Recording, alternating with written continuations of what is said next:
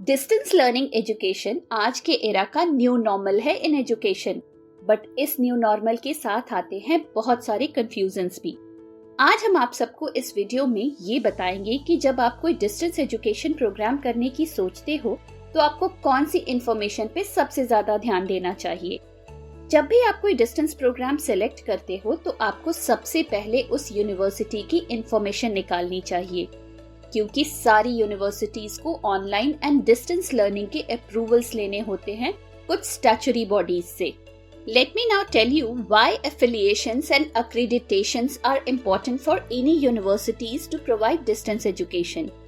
हर university को prove करना होता है अपनी credibility by having approvals from government bodies like UGC, DEB and AICT. जब यूनिवर्सिटी कोई online and distance education course offer कर रही है, उसे सबसे पहले UGC, DEB का अप्रूवल चाहिए होता है। So let's understand firstly about UGC.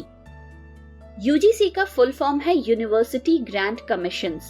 This is a statutory body that was established in 1956 by the UGC Act. It works to maintain the standard of higher education in India. UGC Ministry of Education के under आता है, इसीलिए it is obligatory for every university to get the approval from UGC. Secondly बात करते हैं DEB की कि ये क्या है और कैसे काम करती है। UGC has a body of its own that is the Distance Education Bureau. DEB was established for open and distance education to maintain its standard in providing distance and online courses. DEB established हुई थी in 2012 and उसके पहले there was Distance Education Council जो distance and online education को manage करती थी।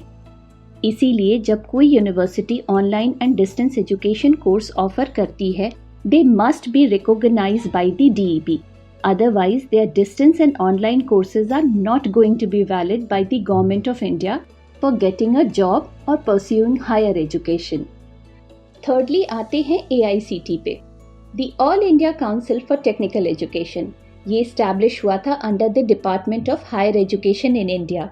So it is a statutory body for technical and management education. AICT एक advisory council की तरह काम करता है for the improvement of technical and management education in India. I hope अब आप सब अच्छे से समझ गए होंगे about different statutory government bodies who all act as regulatory bodies for universities in online and distance learning. Lastly, let me little bit tell you about NAC and NIRF. क्योंकि ये दोनों भी बहुत इंपॉर्टेंट रोल प्ले करते हैं to know the credibility of any institution.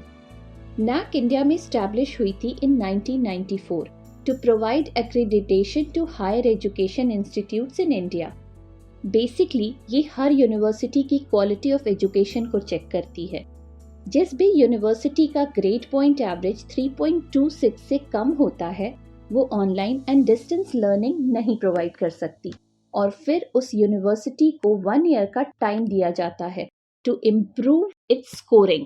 NIRF was launched on 29 September 2015 and it provides ranking to various institutions. जिस भी university की रैंकिंग अंडर 100 हो for 2 consecutive year, वो university distance and online learning provide कर सकती है। So my dear friends, now I believe you all will be able to make more informed decision when choosing a distance university or courses. क्योंकि अब आप सब ये जानते हो किसी भी यूनिवर्सिटी के पास कौन कौन से एफिलिएशन होने चाहिए और उनकी क्या रैंकिंग होनी चाहिए।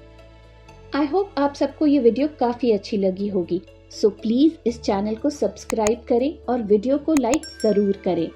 And whenever you think of distance education, choose distance पाठशाला।